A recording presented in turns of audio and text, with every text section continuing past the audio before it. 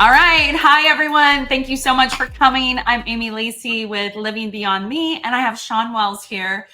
This is so exciting, you all. I've known Shawn for, Shawn, this is this is such a blessing to have you here. Like, you are an amazing human being, and I want you to tell all of these. You have a lot of things going on after your name, like Masters of Public Health, registered dietitian. You have a lot going on.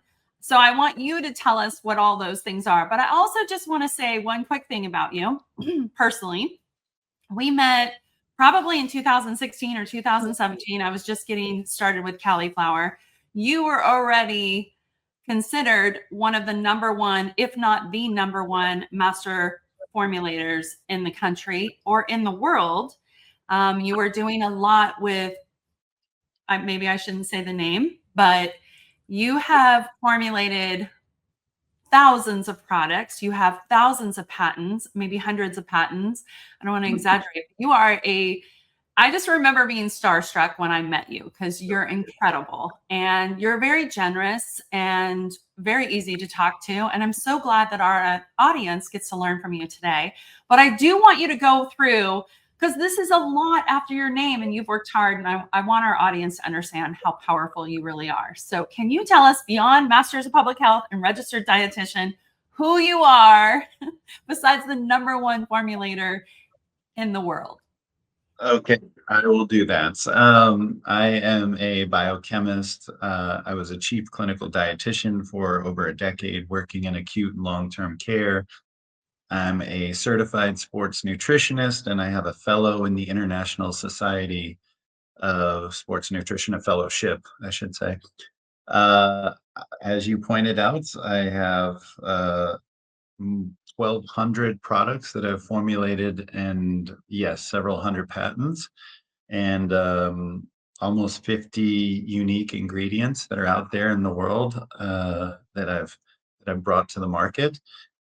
I've been a part of hundreds of studies. I have a best-selling biohacking book called The Energy Formula. I've done thousands of media appearances, and lastly, I'm a really good hugger. You are. Okay, I'm gonna throw. First of all, where are you right now? You're in Austin, right? Awesome. Yep, I'm I'm in an awesome. Florida. Where are you all at? Like, we want to get to know you too in the chat. So if you could tell us where you're from, that would be amazing. Oh, I see a fellow Floridian. That's a mouthful. Okay, we want to get to know you as well. Shawn, I didn't ask you before this. I legit didn't ask you. I'm going to put you on the spot. I have a personal story about my journey. You have a personal story about yours. Our community, knowing our community with Living Beyond Medicine, they have stories. That's why they're reaching out and using our products. Would you be comfortable telling your story really quick? And I'm completely putting you on the spot. Yeah, I had a very difficult childhood growing up and was obese and bullied, and I soothed with food, but I got made fun of quite a bit at school, even by the teachers, and that led to a lot of autoimmune issues. And at one point, I was in bed for about 6 months with pretty severe fibromyalgia, chronic fatigue syndrome, Hashimoto's, Epstein-Barr. I even had a few brain tumors, and I really just struggled to move and do anything. And I thought my life was pretty much over, and that led me down this path of supplementation and trying to figure out how to get out of bed and have a life. And that led me into paleo, keto, intermittent fasting, immune supplements, and so many things, and then helping so many others. And I've been on that journey ever since. So you're a brother from another mother. Like, our stories are so similar. I woke up one day unable to walk and was diagnosed with lupus and Sjogren's. And that's how the cauliflower pizza came about. I had to go gluten-free, grain-free, so I could have family fun nights with my family. I had a single mom growing up, so I didn't have those family traditions. So when I created them with my 3 kids and my husband, I was going to do anything and everything to have family pizza and board games night again. So Cali'flour was born. And then with this company, it was really to try to use food as medicine and a holistic way to treat the C word. I don't want to say it because I don't know if we'll get it shut down, but the C word. My mom was diagnosed with breast C, and one of my very good friends was also. And so I was looking for a holistic way, and I found this incredible fruit. And then I learned so much more about that fruit. And so really quick, because we want to get to know you all, if you can relate to this, and I know a lot of my audience has lupus. I have lupus and Sjogren's. Shawn, you've dealt with autoimmune. If you can relate to this in any way, you know of anybody, please put in the chat, I relate, or relatable, whatever you want to put in there. But we want to know you. I want to know if you've felt what we felt, because that is our whole mission from what we're doing. I'm tongue tied, but what we're doing moving forward, our whole mission is really to help treat the person we once were. So, okay, Shawn, you have an incredible slide presentation, and we're going to learn so much. And I'm excited. Right. Well, yeah, let me jump in. So this is me. You've already heard about all the things. And of course, this is your co-host on this event, Amy Lacey. And then, I wanted to talk about a secret formula for energy. Like that, this has been a passion of mine. When I really dug into what was happening to me, I found out that it was mostly a mitochondrial issue. And in particular, there was a term that I stumbled into called ICE, and that is insufficient cellular energy. And when you have like hypertonic muscles, when you have fibromyalgia, when you have chronic fatigue syndrome, these are all symptoms of a shortfall of cellular energy. And cellular energy comes from the mitochondria, the powerhouse of the cell, if you remember your high school or middle school biology. And so I worked on ingredients that were safer than caffeine, because I did not respond well to caffeine at all. I had tons of side effects. And some of those ingredients were tea cream, dynamine, and infinity.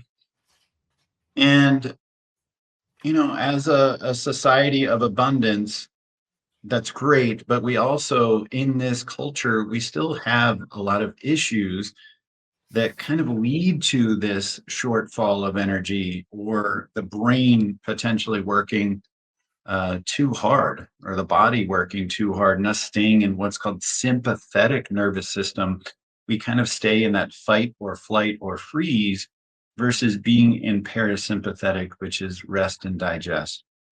And so this notification culture where you're getting, notifications on your phone, or now like glasses or your watch, or, it's getting to be even more pervasive. Social media addiction, digital overload, sleep issues, especially with the screen time of iPads, laptops, cell phones, and God only knows the glasses now in bed.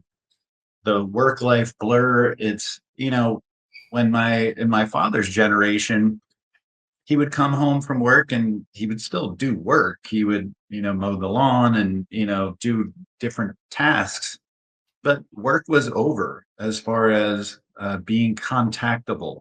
And that is now not the case anymore, as everyone knows. Yeah. If you guys relate to this, please, sorry to interrupt you. If you relate to this, please drop a line if you see any of these. And it's interesting that you said the flight or fight, because that stubborn belly that we can't get rid of. And I don't drink, so I don't drink beer, but I went to the doctor. I'm like, okay, I know I've already been through menopause, but why? I'm working out so hard. I'm doing intermittent fasting, whether you believe it or not, it works for me. Why? And they're like, because you're constantly in fight or flight, and you're releasing hormones. It's the cocktail of epinephrine, which is adrenaline, norepinephrine, which is noradrenaline, dopamine, and cortisol. Yeah. And those have a purpose, and it's important to get into sympathetic and get stuff done. And also, it's important to be in rest and digest as well. And it's important to have GABA. It's important to have endorphins and oxytocin and some of the other neurotransmitters that are about relaxation, serotonin, for example. I And love that. so, we see this shortened attention spans. We see this information anxiety because, there used to be a newspaper, and now we're getting hit with real-time news and honestly questionable news. Um, Honestly, I feel like all of it's fake news from any source. It's definitely all, manipulated and meant to uh, make us fearful and angry, meant Especially with to delay AI. us. Especially with AI. Exactly. There's a lot of Exactly. anxiety and fakeness around AI. So yeah. Exactly, and it's all about clicks, right? So the more agitated you can get, the more manipulative the title is, all of this stuff, the more likely you are to share it or be upset by it. Like it's all an algorithm, and it's kind of gross. Multitasking mindset. That multitasking is not even a thing. In science, it's known as task switching. So it's not an actual thing, and it takes energy to switch back and forth from tasks, Mhm. and it uses a lot of brain ATP. So you can see here how we're staying in sympathetic nervous system, and we need a digital detox, by the way. That's a whole other talk I can have. I love that. And the cost of living in overdrive is significant. 77% of people report experiencing burnout at their job. Yeah. 2.6 times percent higher risk of developing clinical depression. 50 to 70 million adults suffer from sleep disorders. 2 times increased risk of insomnia and poor sleep quality. 40% higher risk of heart disease. 25% increased risk of stroke. 30% suppression of immune system occurs during chronic stress. 4 times more Crazy. sick days are taken by individuals who are burnt out. You were going to say something? No, I was just saying these are crazy stats and they've increased over the last 20 to 30 years, especially the last few years, right? Exactly, and it's because of how connected we are through digital devices, and there is a war for our mind share, like the notification culture and like how like connected we can be and how much data they can pull from us. And there's a cost on us, and they could care less about that health cost on us. And it's very clear. Yeah, I agree. And we can throw in the food industry since I'm so experienced in that. The FDA allows a 20% variance on the food labels, and you can bet the big brands like Kellogg's are putting 20% more corn syrup and hydrogenated oils in your products without you knowing it. I had to throw that in there because I'm so experienced with the food industry, but they don't care, and neither does Big Pharma. So what can we do? What can It's we do? tough. Yeah, it's tough. So there is an energy crisis, and as you said, healthy food is GMO covered in glyphosate and poor soil. We have blue light slash junk light from devices during the evening that's unnatural and causing really like a lack of melatonin to be released, which is having a huge effect on our circadian rhythm, which is having a huge effect on our neurotransmitters and hormones and digestion and sleep quality and recovery and inflammation and therefore your insulin sensitivity and on and on and on. The light component is massive. Over caffeination and ultra processed um, foods that have sugar and seed oils, sedentary lifestyle from bed to car to chair to car to couch, poor stress management techniques. We don't meditate, we don't pray, we don't ground, we don't get out in sunlight, we don't do breath work, we don't journal. We're not doing these things, we're just staring at our phones and we're really denying ourselves connection with self or source. And And that's yeah, interesting. I just want to say something personal really quick. Many of my audience knows I went to therapy, and all of the things you said that we don't do is exactly what they said to do. And, when I sold a portion of Cali'flour, I lost myself. And so I did go through some depression, and all of that is what we're supposed to do to remain healthy. So yeah, I'm really interested in this. Obviously, keep going. I'm sorry I keep interrupting you, but it's just so No, powerful. absolutely. Uh, Interrupt away. Um, and then we have cellular health. Like, why now? So we're tired of treating symptoms instead of sources. And I think that's where like holistic, functional, integrative medicine is very different than like a standard allopathic symptom-based, uh, drug-based Western medicine.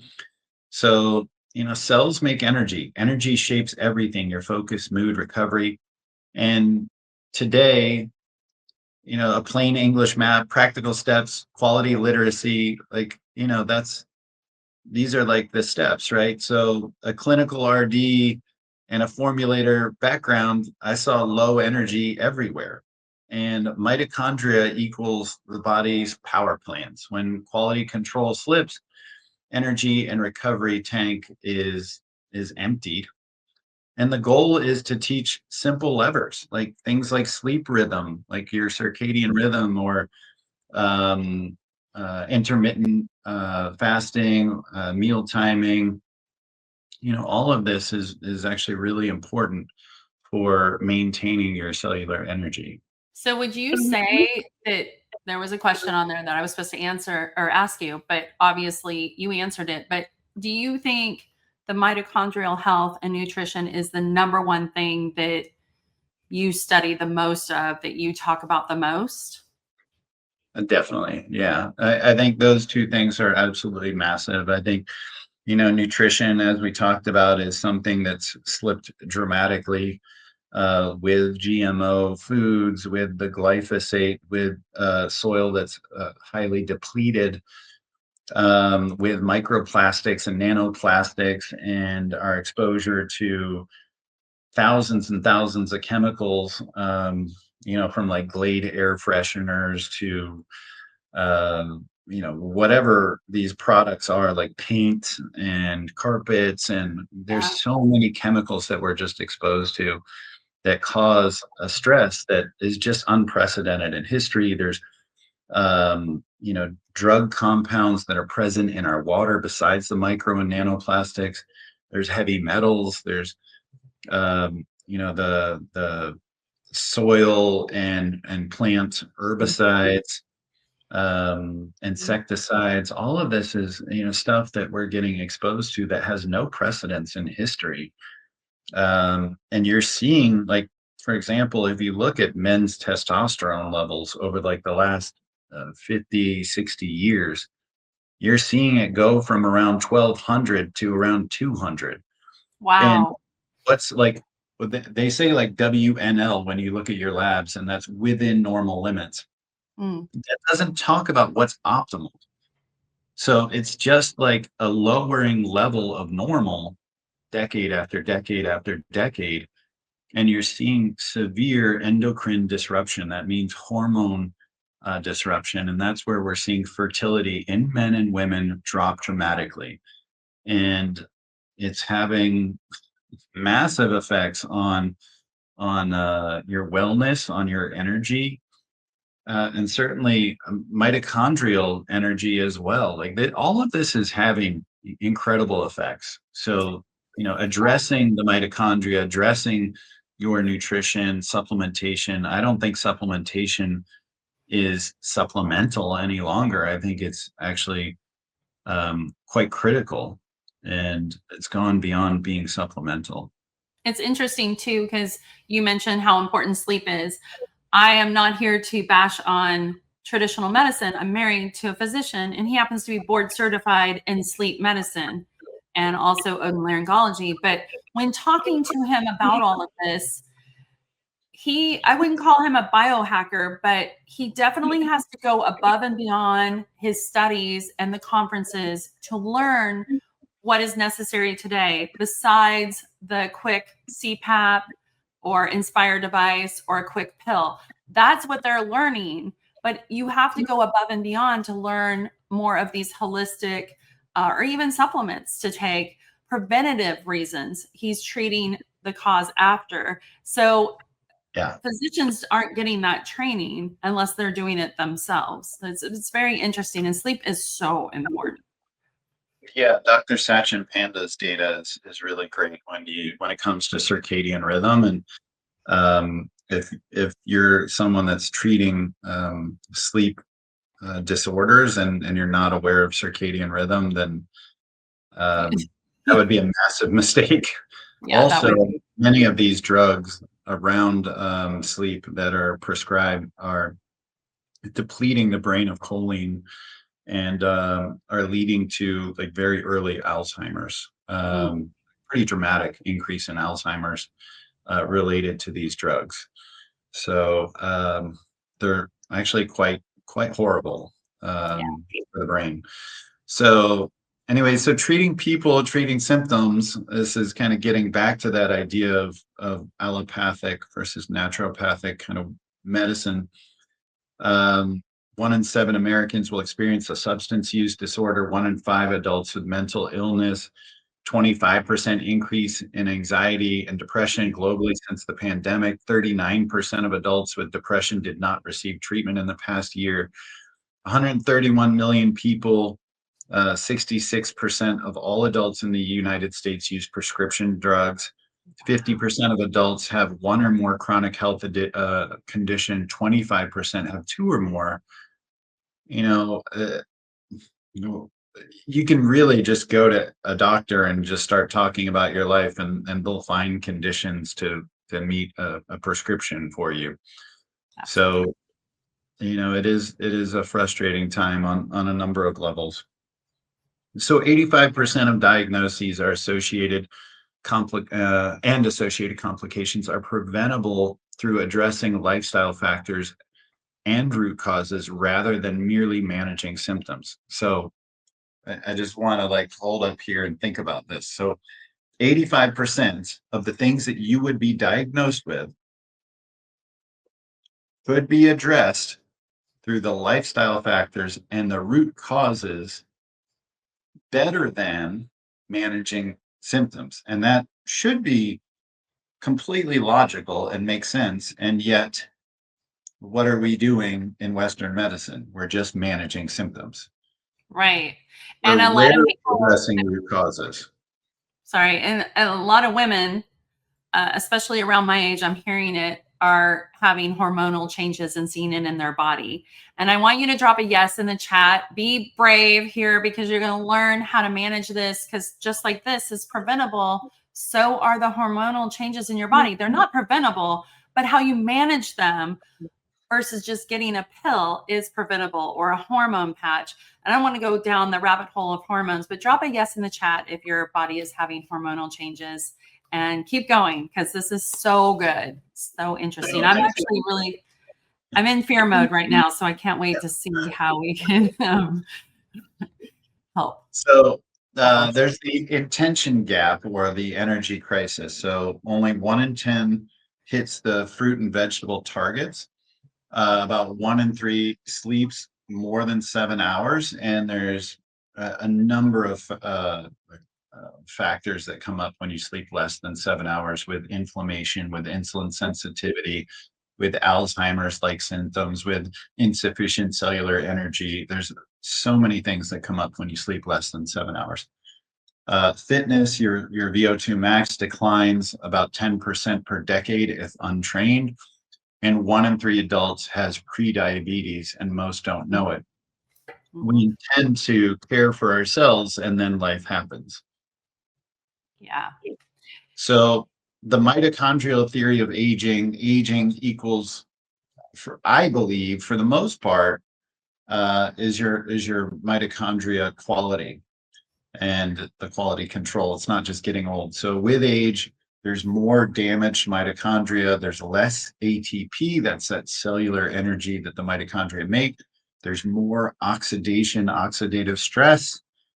Mitophagy is kind of the cleanup of the mitochondria, just like autophagy is the cleanup of the cell.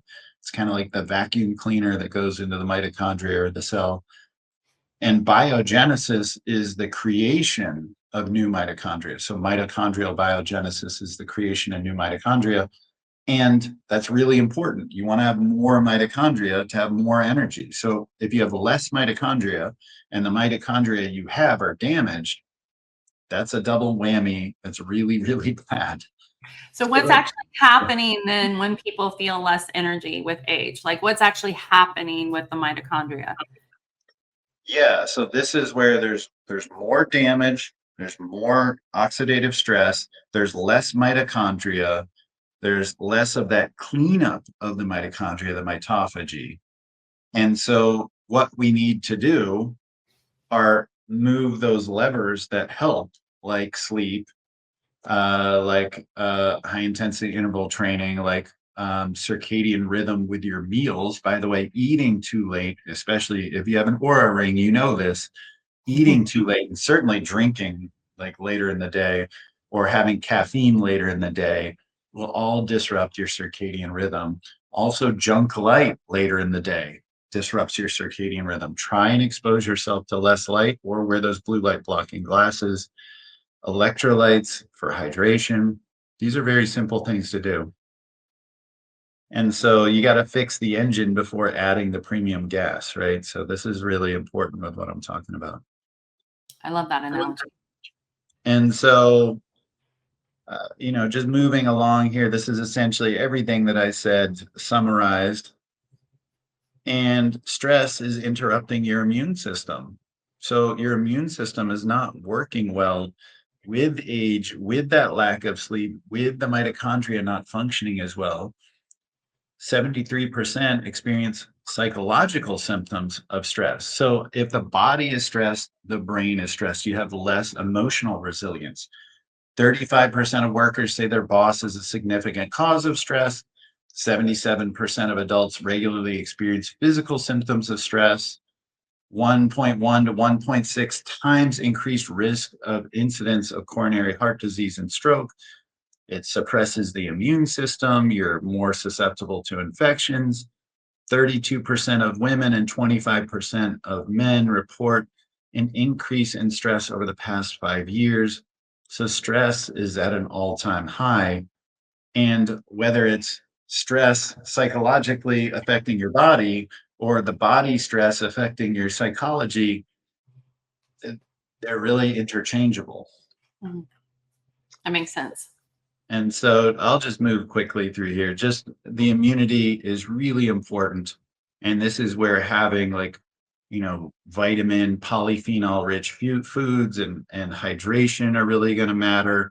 Um, some of these traditional supports like echinacea, elderberry, and well, I bet there's another one that we can talk about coming up.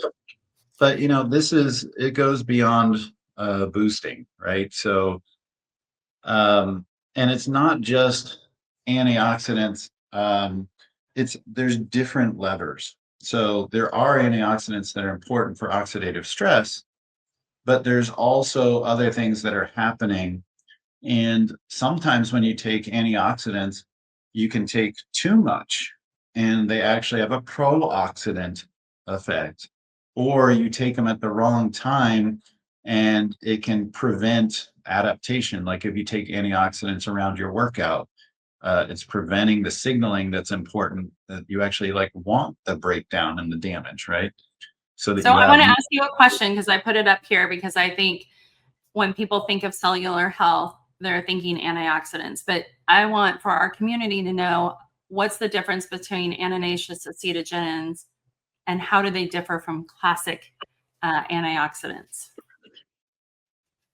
Yeah, so this mechanistic modulation, that complex one in the models. And so this is where Okay, it's dumb it about down. I'm um, sorry. yeah, so that gets into the mitochondrial effects, like with the electron transport chain, which is how you create ATP. But Mm. basically, you're having more of a balanced effect. And there is a signaling effect versus just trying to throw tons of antioxidants at something. And so it really is key when we're talking about the acetogenins that the electron transport chain effects in these models. Um, so this is where, like I say in the bullets, that it's important to look at the efficient signaling and not just getting rid of all of the reactive oxidative species or oxidation.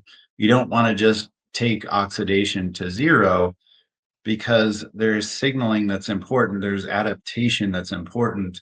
Just like I was saying about like when you go to the gym or when you go into the sauna or the cold plunge, there's an idea that's called hormesis, where a certain amount of stress to the body is actually good stress. Hmm. The problem is like when you don't have, it's not just acute stress or like kind of short-term stress, but it's long-term stress, chronic stress, that it has a negative effect on the body. So we do want short-term stress to have the body adapt and get stronger. We don't want long-term stress to overwhelm the body.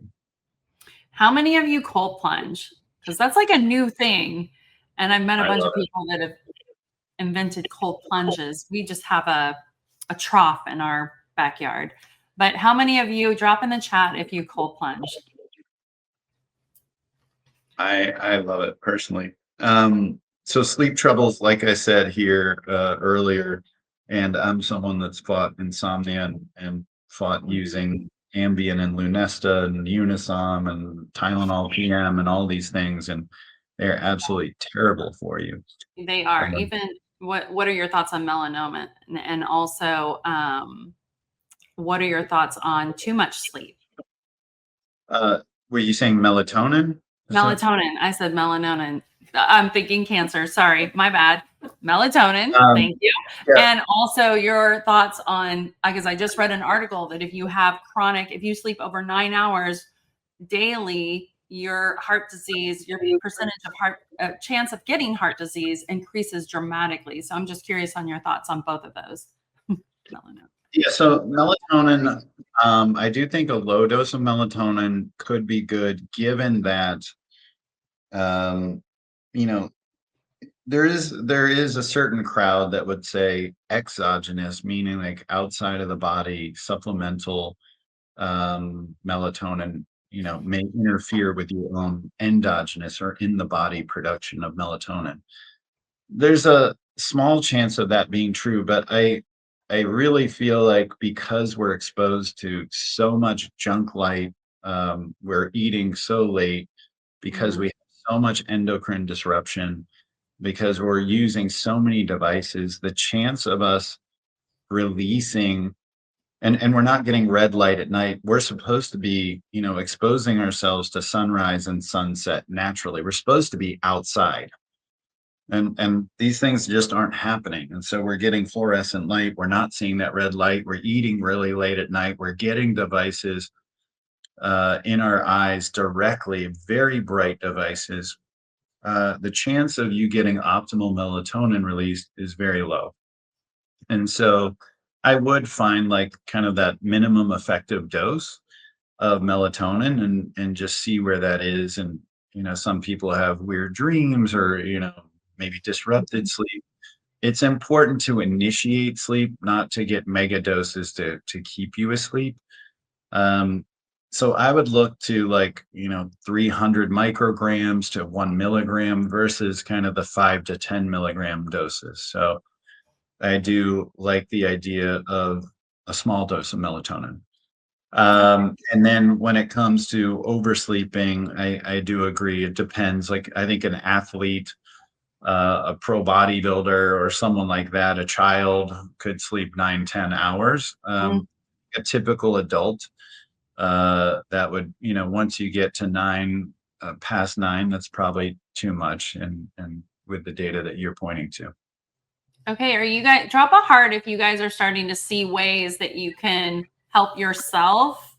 Because it's very scary to read all these stats and all these percentages that have quadrupled in the last few years. So drop a heart if you're starting to see like the light, red light. No, not blue light. No, I'm kidding. But drop a heart if you're starting to see ways that just simple things that you can do to make a huge difference long term. Yeah, and just like I was saying, I mean, look at these numbers, like 7 hours or less. I mean, that's probably a lot of people's best night.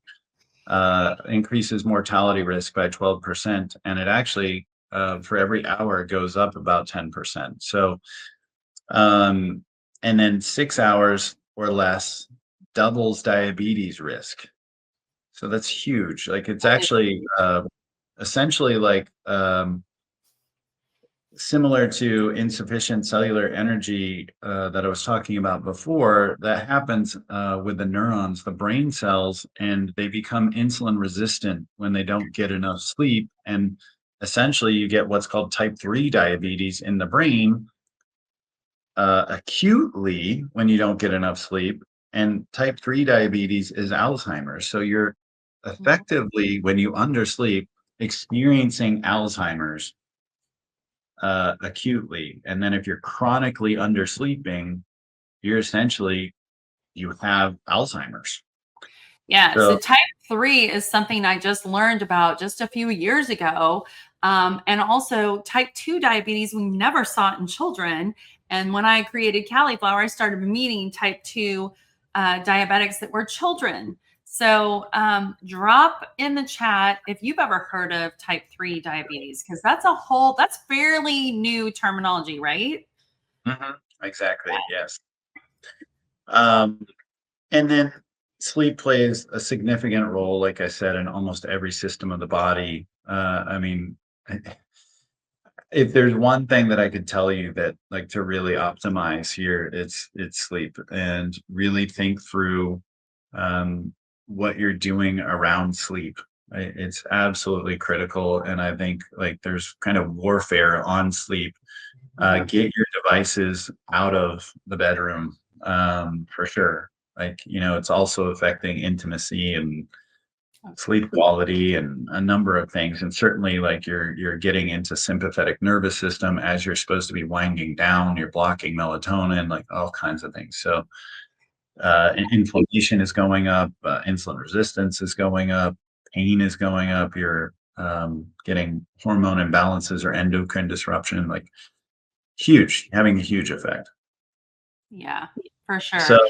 Interesting when I've gone to some of these masterminds, and you and I have been in the rooms with some of these people, and they're not obviously biohackers, but they take pride in saying, "Oh, I only sleep like 3 hours a night and I'm up at 4." And I'm just like, "Oh, okay. You are not healthy and you are not inspiring." And like, I am not wanting to be you. Even though you may have yeah, $1 billion, but no. yeah, exactly. That's silly. And when you're not sleeping well, your skin is affected as well. Like there's an effect on cellular health, and therefore your quality of your skin's appearance, its resilience, its overall function. It's the largest organ of the body is the skin, and that glow that one has is related to how well you're sleeping, how well your mitochondria are functioning, like the lack of inflammation in the body or insulin resistance in the body. It's all telling. Like you can look at someone's eyes, you can look at someone's skin and see how healthy they are. And everybody wants to powerfully age, and sleep is one of those key things. So I love that we're talking about this. And by the way, we have a sleep product coming out next year, which is very natural. So this is really good that we're talking about this today.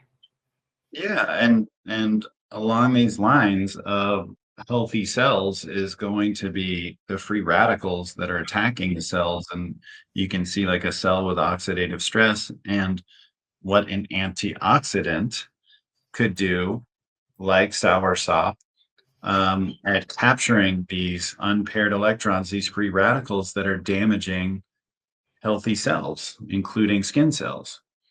And so Yeah. most people are thinking of vitamin C or vitamin E, which are important, Yeah. but soursop works differently, as we were talking about before, compared to traditional antioxidants. Yes. And they're starting to do some studies and non-human studies as of now, but in the UK where they're showing that cancer cells, that Soursop is actually attacking the cancer cells and not the healthy cells, which is huge, unlike traditional chemo radiation. So there's a lot of work to be done there, but we're seeing huge promising results, and it helps with powerful aging as well. And it calms anxiety. So it really does help with sleep.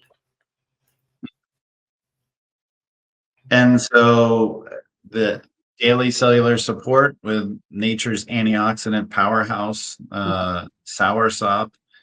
I think obviously people here have heard of it. Cetogenins, flavonoids, quercetin. These compounds support whole body wellness and help defend against oxidative stress, a key driver of premature aging, inflammation, and low energy. And it promotes mental clarity and focus, supports healthy cellular energy, combats oxidative stress. So this is where Soursop is really just sopping up those oxidative stress compounds. Unintended there.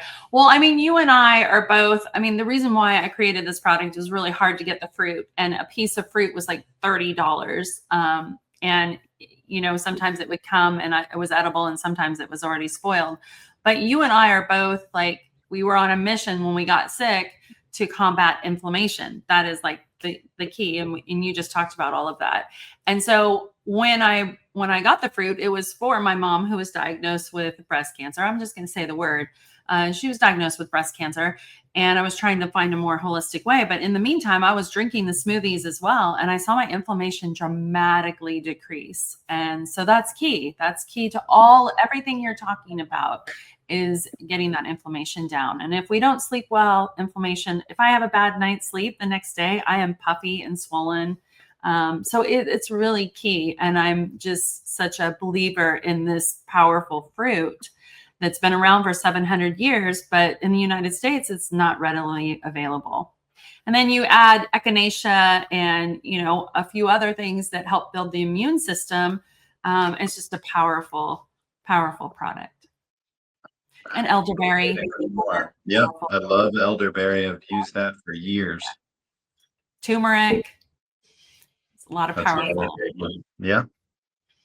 So Soursop encourages cellular resilience and repair, supports relaxation and restful sleep, supports the body's natural detox pathways, and healthy aging from the inside out, including your skin as well as your internal cells and all your various organs and muscles and bone. So really just a powerful compound, as you were pointing out.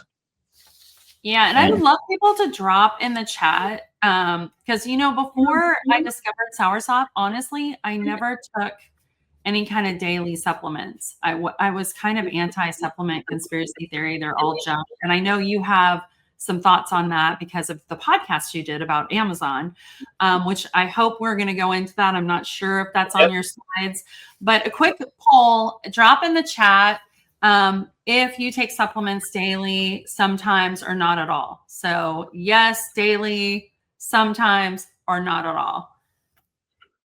And we'll jump into that real quick.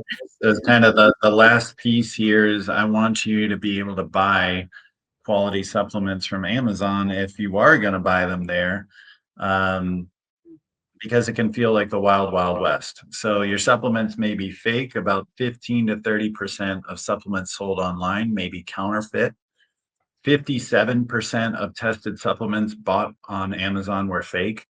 20% of herbal supplements tested lack the advertised ingredient.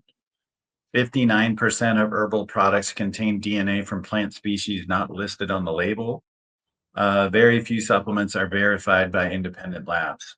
So, yeah, and what I want to say is I ripped on the food industry and the FDA allowing that 20% variance, but having now dealt with supplements, and we are on Amazon, it was amazing. We were the first Soursop gummy on Amazon, and then within, I'm not kidding, within like weeks, they were popping up. And I know how long it took us to formulate that. We worked with a team of doctors, chemists. We worked with some people like yourself. We should have worked with you, and we are going to in the future. But yeah, it was amazing. And even like our manufacturing team would pull up some of these that were popping up, and he would say, that's impossible. You can't get what they're saying in that pill or in that gummy. It's virtually impossible. So they're lying out there just to get a quick sale. And I don't know how people sleep at night, honestly. It took us almost 2 years to get the formulation down for our products, and about a little over a year for our new skincare that we just launched.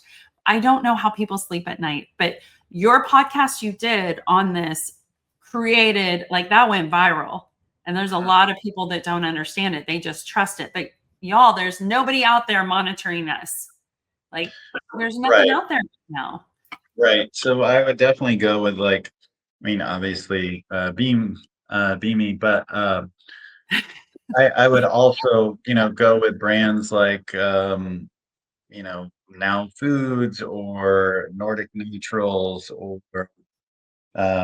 Thorn, brands like this that are really trusted. And then I would only buy on Amazon from, like, the first party seller, like the company itself, because there's a lot of counterfeiting of some of the best products as well. So you just have to be careful. It's tough. It's really tough on Amazon right now. Yeah. So other things to look for transparent quality control. So third-party testing results on finished products. Label, oh, that's misspelled. Label should offer full disclosure of its content, the genus and species, the standardization of what the herb is standardized to.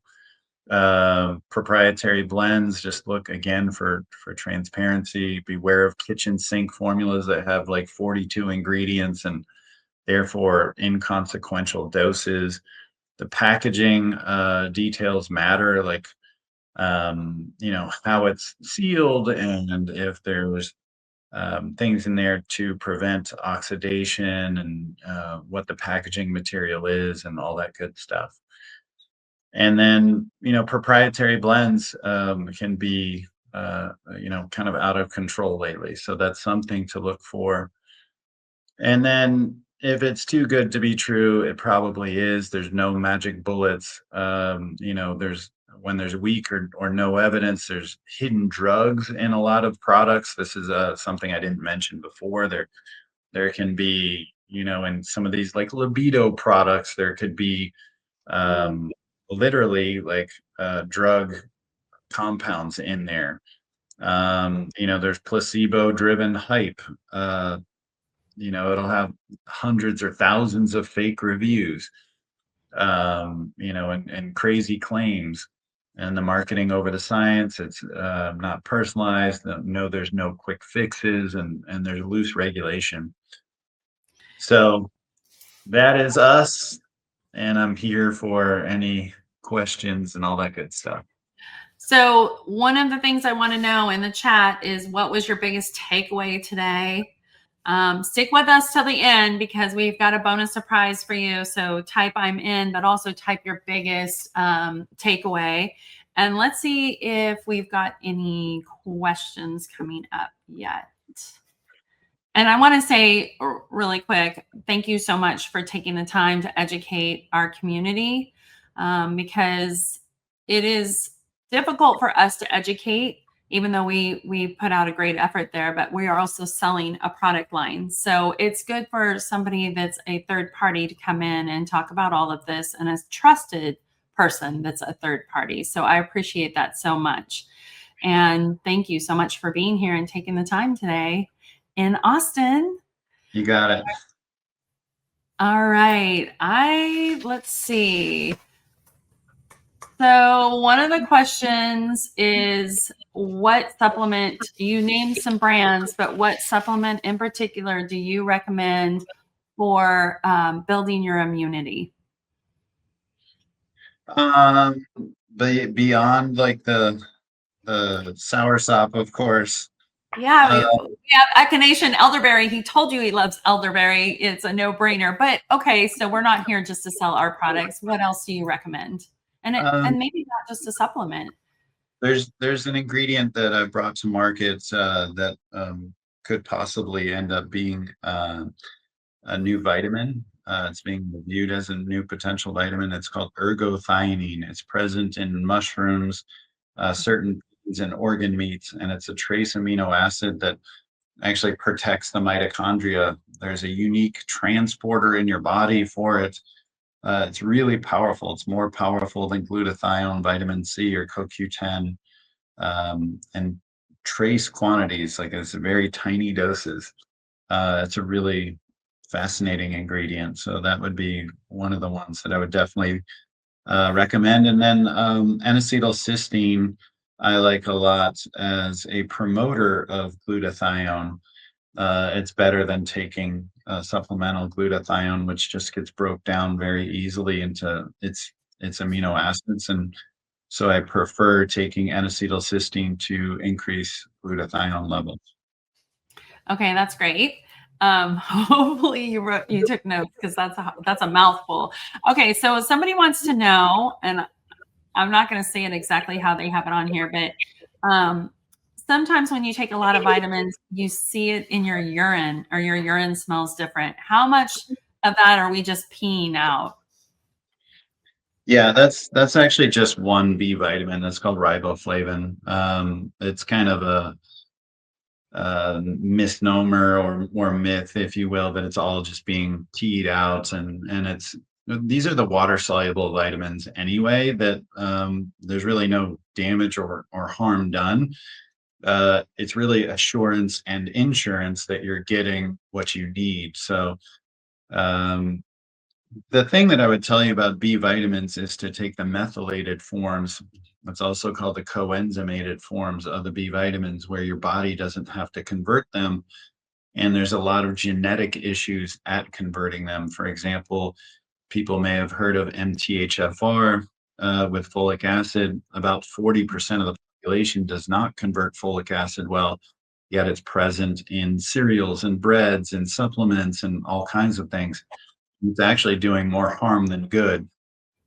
So Mm. taking methylfolate is ideal. 5-methyl tetrahydrofolate is the technical form, but methylfolate or methylcobalamin instead of cyanocobalamin, taking P5P instead of pyridoxine.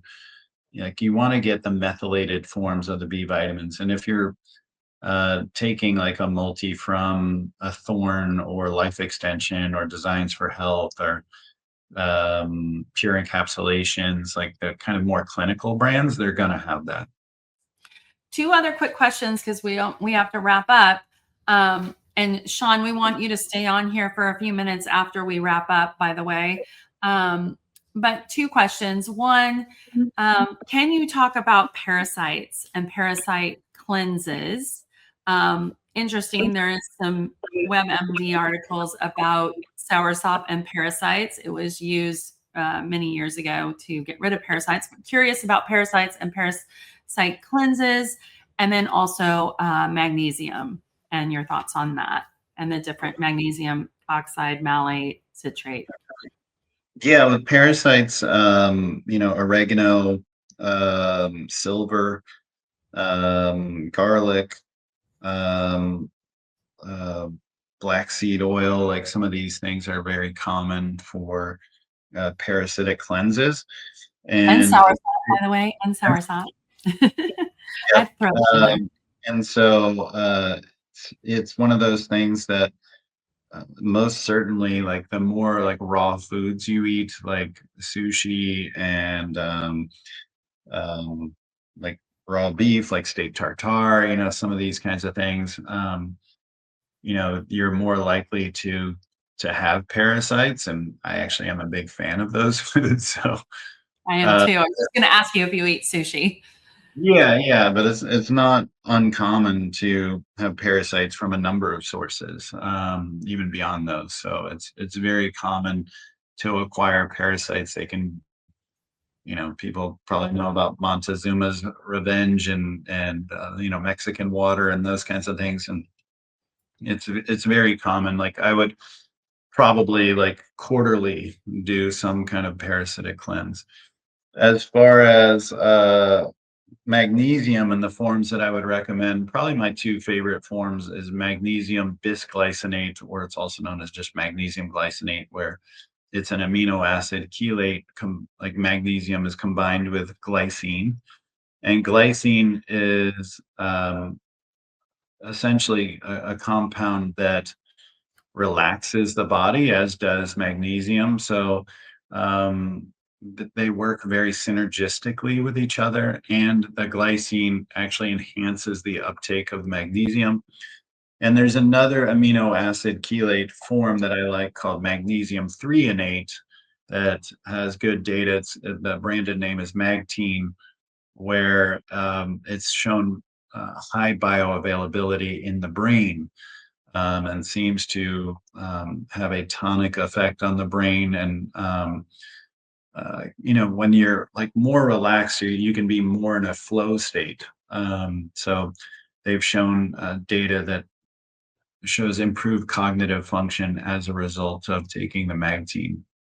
That's great. That's awesome. I know we're working with magnesium in several of our products, and our new product that's coming out next year. So I'm excited to hear all of this because it confirms we're doing the right thing. I have a live audience here. Do we have any questions? Any questions? Because we do need to wrap up. No? Okay. We are good. Thank you again, Shawn. We're going to stay on here for just a couple minutes, but we're going to wrap up on those questions. Thank you, audience, so much for being here and your great questions and your engagement. We really appreciate it.